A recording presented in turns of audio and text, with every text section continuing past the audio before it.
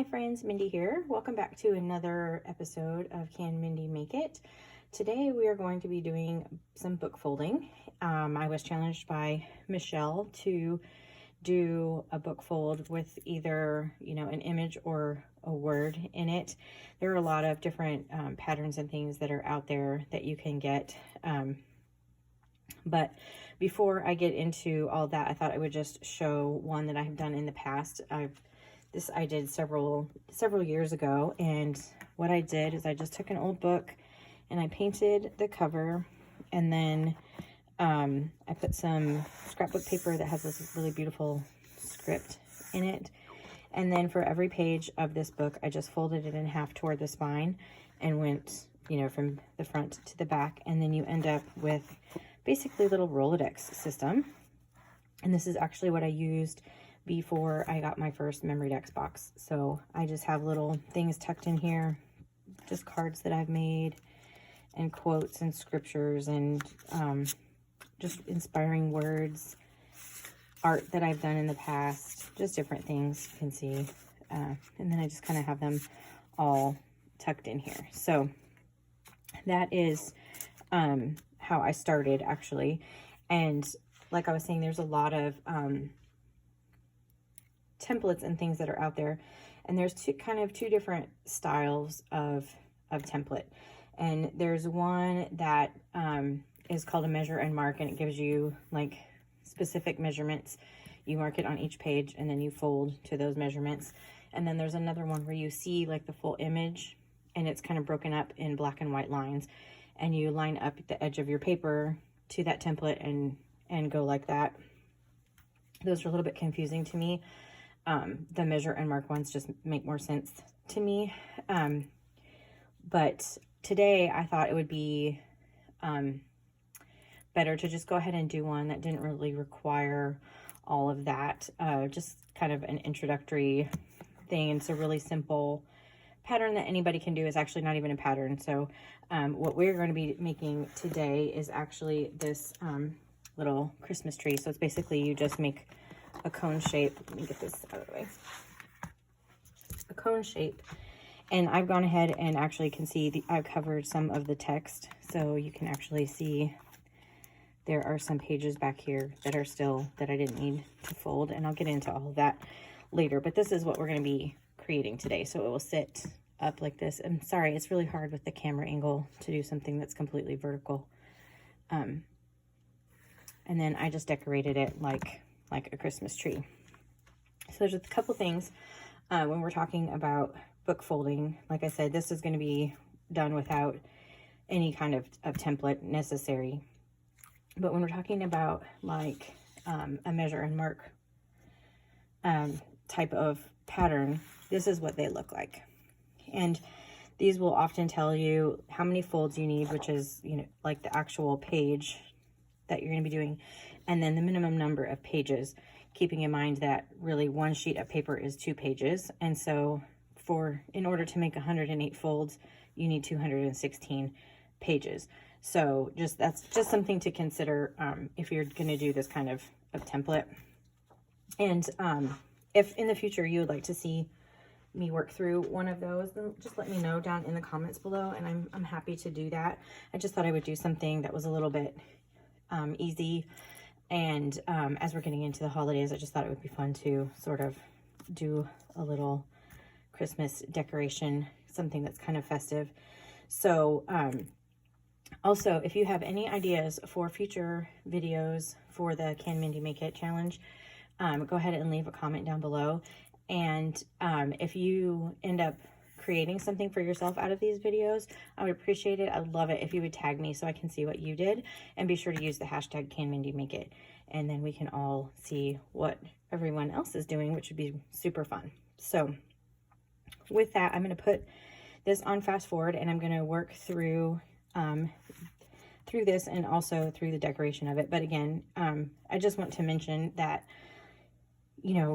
a lot of people that do book folding, they're not really altering the pages in any other way than to fold them. So obviously I have added in some scrapbook paper and some decorations and whatever that, that's entirely up to you. It's not necessary. It would still look like a Christmas tree even if it wasn't. But also I want to talk about just a couple things to look for in the book that you're doing. So certainly the height and the certain number of pages. So for a good kind of Christmas tree or cone shape, they say between like 60 and 100 folds is what you need. So I went with 70. I think there's about 70 to 75 folds in here. And so if you're in terms of looking at a book and deciding if that book is going to work, you kind of double that. So if I have 70 if I know I'm doing 70 folds, I need a book that is at least 140 pages. So mine was a little bit more than that, which is why I have behind here a few extra pages. You could cut those out or whatever. I just didn't. And then another thing is, this is actually a children's book that I'm using. Let me see. I'll flip it over and you can see the cover. This was just one of my kids' books years ago. And so, but I really liked this, the color of it, and the size was really good. The one thing that I wasn't thinking about when I started this was that this book actually had pictures in it. And so you can see if that bothers you, like if you want to just be able to see text, then the text of the book is going to be something that you really want to consider. Because right here you can see, like, this is part of the image of where, you know, the pages that had pictures on them, you can kind of see. That doesn't bother me. But if you want something that's like true text, then the size of the font and, you know, making sure there's no no pictures in it, it would be something important. And also, you know, when you get into other types of books that have, if they have any kind of picture in them that have like the glossier paper, it just won't fold and stuff as well. And so you either want to tear those pages out or maybe perhaps find a different book. So those are just a couple things to consider before you get started. And I'm going to put this on fast forward and start showing you how to fold this Christmas tree. The first thing I need to do is determine where to start and stop my folding. So I know that I need 70 folds or 140 pages. So basically I'm taking the total number of pages and subtracting that 140 from that. And then I know that that's going to leave me, in order to have kind of even pages, about 10 pages, 10 actual sheets of paper basically in the front and in the back. So I'm just counting those out and then marking my spot in the front here, and I'm going to put a paper clip on the back side so I know kind of where to stop folding. So the first thing that I'm going to do is I'm going to take this page and we're going to start folding from the top down basically into the gutter of the book, and you're just going to make a 90-degree fold here. You can use a bone folder. I used it sometimes. It did help later on. And then you're going to take that fold that you just made, that corner edge, and you're going to kind of tuck that whole thing into the spine, and that's going to make this cone shape. You just kind of line it up really evenly. And then I'm just right now using my finger to kind of burnish that down. And then this flap that's left over past the bottom of the book, you're just going to fold that up onto itself and then tuck it underneath, kind of in between that fold that you made. And for this book, that's really the entire process. It's really super simple. So again, this has a picture. It's not going to bother anything because it's going to get folded in. So you do a 90-degree fold first, and then you make another fold, and you just fold it into the gutter, and then the page that's hanging off the edge, you fold it up and then tuck it in. And I'll just show that again here. A 90-degree fold, and then you take that edge and fold it again into the spine and tuck the edge in. And again, you're just going to do this 70 times. Now here, this page was torn, so it's obviously not going to fold very well, and you don't want a little raggedy piece. So I just tore that page out. It's no big deal. And then I saved that page for something else. So if you come to a page that's, you know, torn, or you make a mistake with the fold or whatever, you know, don't be afraid to just tear that page out and just keep going. So again, just making that 90-degree fold, and then the secondary fold, and then tucking it in on the bottom. And this will really go pretty quickly. It didn't actually take very long to do all of the folds, but when you have all 70 of them done, this is what it looks like. Now, this was at fold 70, and so obviously I have this image here that I didn't want, so I just thought, well, let me look at the next couple of pages. And so I just decided, instead of tearing these out, because I wanted a really like full Christmas tree. So instead of tearing those out, I just decided to go ahead and make another couple of folds. You can see here now I'm using my bone folder. That actually helped kind of to tuck the paper up underneath there to make sure I was getting those creases, getting the paper right up into the gutter. So then I just decided to do a secondary fold here, just so that I would have text on that back page. And in the end, it didn't matter, because I ended up covering that up with scrapbook paper. But at the time, I was planning on leaving it open as just a plain book. So I'm just kind of accommodating for that here. And then this one, because it was the end of a chapter, it was kind of open. And if I had folded it, there would have been the picture side. So I just went ahead and tore that page out. So when it stands up, this obviously makes this little tree shape. And so what I decided to do is just kind of make it a little bit more festive. And so I'm taking a couple of Distress Oxide colors. I think one was Pine Needles and the other was Rustic Wilderness. And I'm just going to add a couple of scrap papers here. And then I'm going to go through and just kind of distress this a little bit. So you'll see me here doing this with both of those greens. And then off camera, I actually went over both of those colors just to kind of tone them down with an archival ink in coffee, just to kind of add a little bit. It just wanted it, you can kind of see the difference here, a little bit darker. And then I have all of these little decorations that I was going to use for something else this Christmas, and I decided to go ahead and just decorate this whole tree. So in my stash, actually, that I've had for years, I have these little light bulbs that actually hang, and so I just threaded those on to some embroidery floss, and then I just glued them down onto my tree. And now I'm going to cut this scrapbook paper the same size as the book text, and then I'm just going to slide it underneath there and glue it down. So I just used one of the pages that I had pulled out, like the one that was ripped. I just used that for a template to measure, so I would have the right height and everything. And then I'm just going to tuck that in there, and I will add some liquid adhesive here. I'm using Bearly Arts Precision Glue to do this. Again, you could just leave this step out. It's not necessary to put the scrapbook paper in there. A lot of people actually just leave, the text to be visible.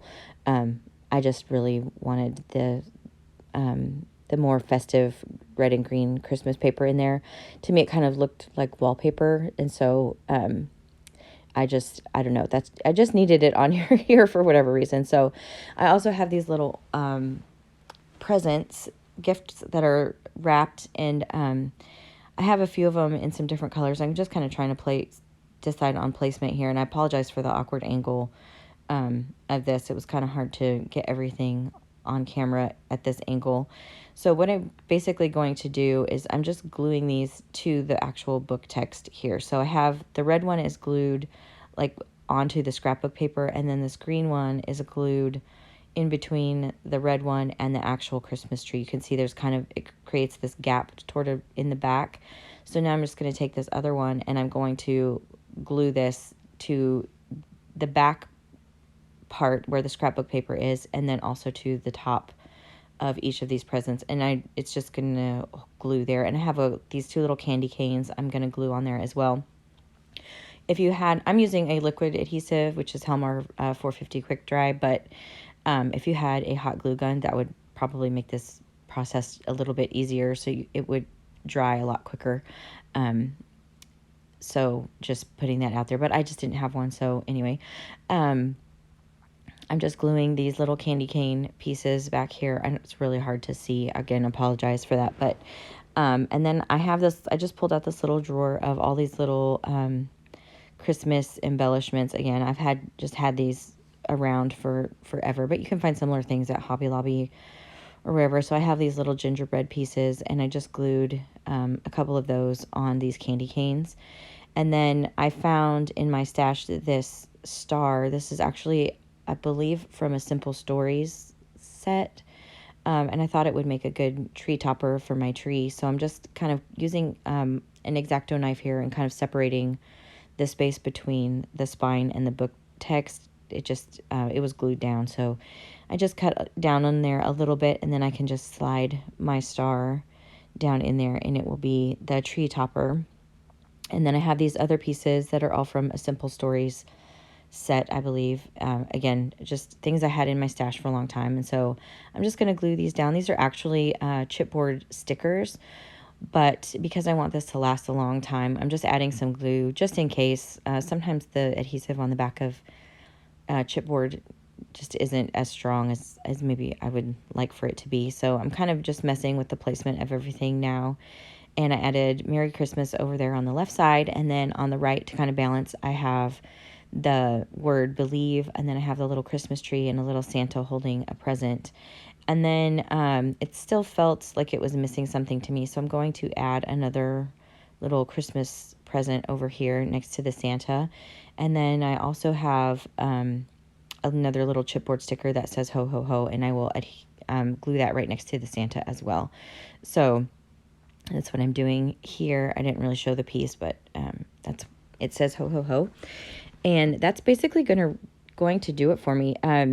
This really was a simple process. I didn't do it all in one sitting with doing all of the folding, but the decorating, was just, like I said, just something I wanted to do. And it's not necessary. You could really just keep it traditional and just the book folds, and it would be totally fine. So anyway, if you have any ideas for future Can Mindy Make It videos, I would appreciate it if you leave them down below. And if you'd like to see a more in-depth kind of book fold tutorial, let me know that too. I can do one where you're actually using like a pattern and a shape kind of emerges from the book. If you're interested in that, just let me know. And if you've liked this video or found it helpful, I would appreciate it if you gave me a thumbs up. That just helps other people find my channel as well. Subscribe if you haven't already, and until next time, bye bye.